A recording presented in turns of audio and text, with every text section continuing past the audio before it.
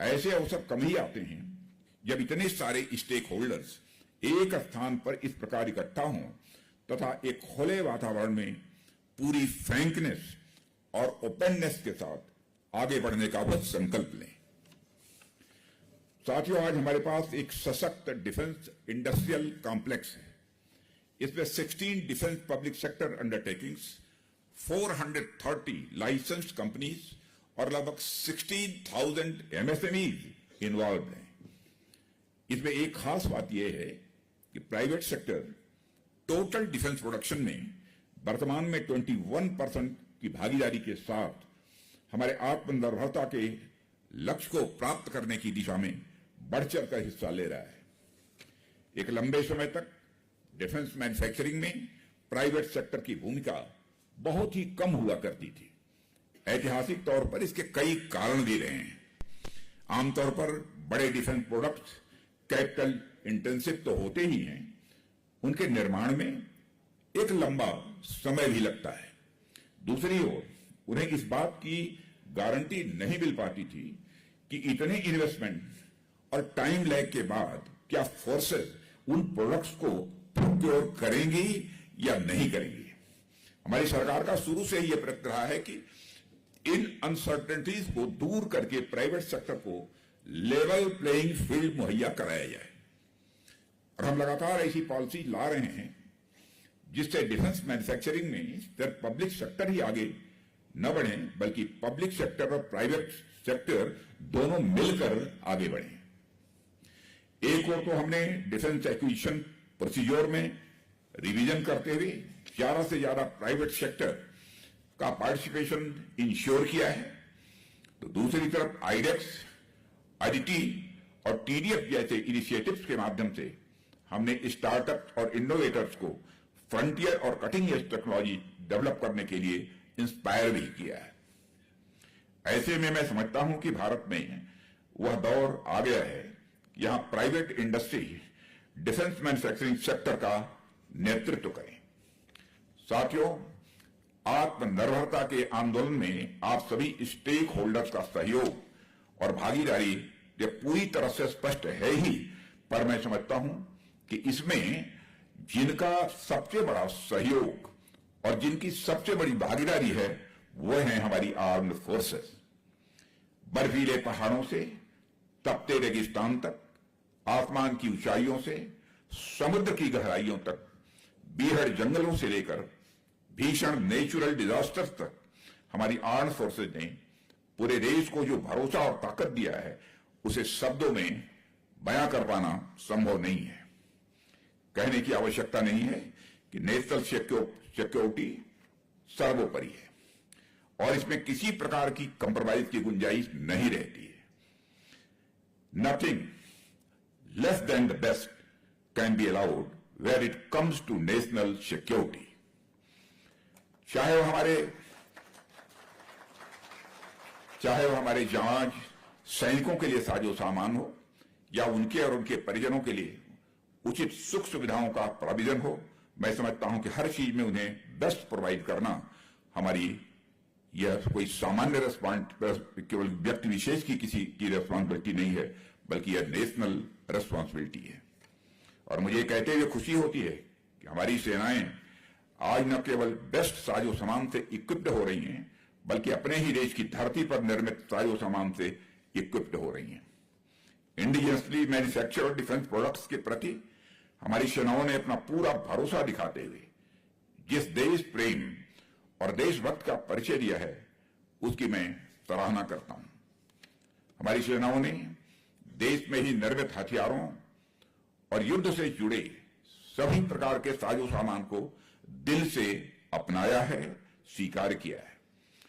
साथियों, आत्मनिर्भरता की इस मुहिम को आज यदि हम इस लेवल तक अंजाम दे पाए हैं, आगे और भी तेजी से ले जाना चाहते हैं, तो सिर्फ और सिर्फ हमारी आर्म्ड फोर्सेज के कंप्लीट सेटिस्फैक्शन से ही यह हासिल की जा सकेगी।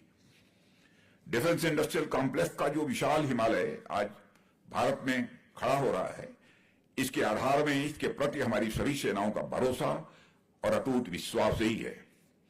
साथियों, इस इवेंट ने यह पोटेंशियल दिखाया है कि इंडियन डिफेंस तथा एरोस्पेस सेक्टर का फ्यूचर हमारी स्काईज तक ही सीमित नहीं है, बल्कि वह बियॉन्ड द स्काईज भी है। और हमारे देश की प्रीमियर ऑर्गेनाइजेशंस बेहतर कोलैबोरेशन और कोऑर्डिनेशन के साथ इस दिशा में आगे बढ़ रही हैं। हम स्पेस में भी किस तरह अपनी पहुंच इंश्योर कर रहे हैं, इसके कुछ उदाहरण मैं आपके बीच यहां रखना चाहूंगा। आप देखिए, जैसे इसरो ये रीयूजेबल लॉन्च व्हीकल का डिमॉन्स्ट्रेशन कर रहा है। डीआरडीओ ने भी कुछ वर्ष पहले ही एंटी सैटेलाइट यानी एसैट सिस्टम को इंडिजिनियसली डेवलप किया है। इसके अलावा भारत जल्द ही गगनयान के माध्यम से मैन्ड मिशन भी स्पेस में भेजने वाला है। इसके लिए भी हमारी एयरफोर्स इसरो के साथ मिलकर काम कर रही है। मेरे कहने का अर्थ यह है साथियों कि आज वारफेयर के जो नए नए डायमेंशंस इमर्ज हो रहे हैं, हम उनको ध्यान में रखते हुए अपनी तैयारियों को लगातार आगे बढ़ा रहे हैं। आज हमने एरोस्पेस इंडस्ट्री की डेवलपमेंट देखकर मैं विश्वास के साथ कह सकता हूं कि जिस ट्रांसफॉर्मेटिव एरा से हम सब गुजर रहे हैं, उस दौर में भारत अब डिफेंस इनोवेशन और एरोस्पेस टेक्नोलॉजी जैसे सेक्टर में न सिर्फ एक पार्टिसिपेंट बल्कि एक ग्लोबल लीडर बनने की ओर तेजी से अग्रसर हो रहा है। साथियों, एरो इंडिया 2025 का समापन हो रहा है, परंतु मैं समझता हूं कि एरो इंडिया जैसे एग्जीबिशंस का फिजिकली भले ही समापन हो जाए, लेकिन इसका इंपैक्ट कभी खत्म नहीं होता है। यह समारोह भले ही समाप्त हो रहा है, लेकिन यह जिस तरह से देश विदेश के पार्टिसिपेंट्स को एक साथ जोड़ रहा है, जिस तरह से पब्लिक प्राइवेट सेक्टर के कोलैबोरेशन को यह इंश्योर कर रहा है, जिस तरह से नई जनरेशंस को यह इंस्पायर कर रहा है, मुझे लगता है कि इसका इंपैक्ट बहुत लंबे समय तक रहने वाला है। शानदार इनॉग्रल फंक्शन और मिनिस्ट्रियल इंटरेक्शन, दुनिया भर से आए कंपनीज के सीईओज के साथ विचार विमर्श, ये सभी महज एक इवेंट भर नहीं थे, बल्कि ये डिफेंस एंड एरोस्पेस सेक्टर को एक स्ट्रेंथन करने की दिशा में माइल स्टोन्स थे।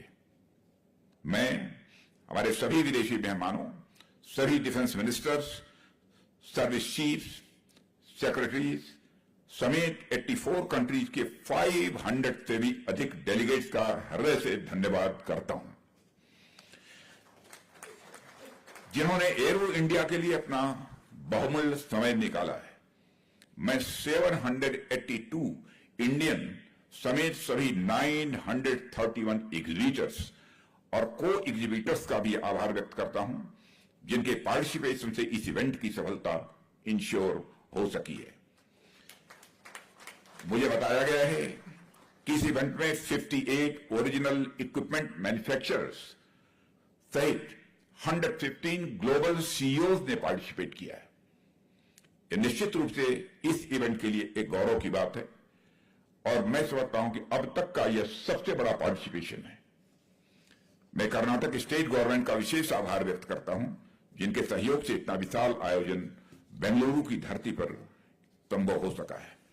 मैं रक्षा मंत्रालय से जुड़े सभी लोगों, डिपार्टमेंट ऑफ डिफेंस प्रोडक्शन, हमारे सभी रत्न यानी हमारी सभी डीपीएसयू और खासकर महारत्न यानी हिंदुस्तान एरोनॉटिक्स लिमिटेड की इस ग्रैंड इवेंट के लिए सराहना करता हूं।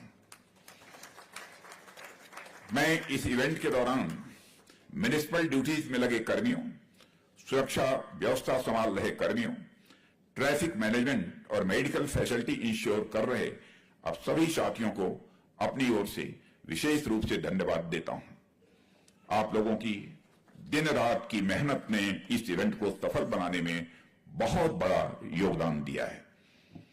मैं यहां की लोकल, रीजनल, नेशनल और इंटरनेशनल मीडिया को भी अपना विशेष धन्यवाद देता हूं। और जैसा कि मैंने प्रारंभ में ही कहा था कि बेंगलुरु में हो रहे इस इवेंट को आप पूरी दुनिया में पहुंचाने और पहचान दिलाने की ताकत रखते हैं और मुझे कहते हुए गौरव की अनुभूति हो रही है कि आपने इसे कर दिखाया है। इसके लिए आपका विशेष आभार।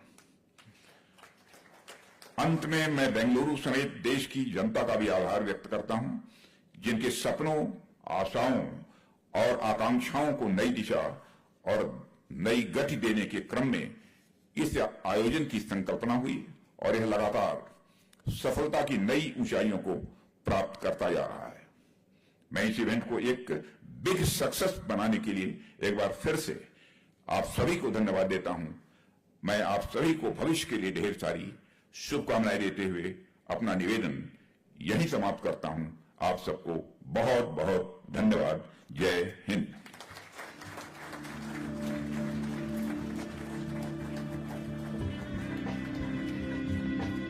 माननीय रक्षा मंत्री श्री राजनाथ सिंह जी, आपकी उपस्थिति और मार्गदर्शन के लिए हम हृदय से आभार प्रकट करते हैं। We thank you, sir, for your visionary words and leadership in shaping India's defense landscape.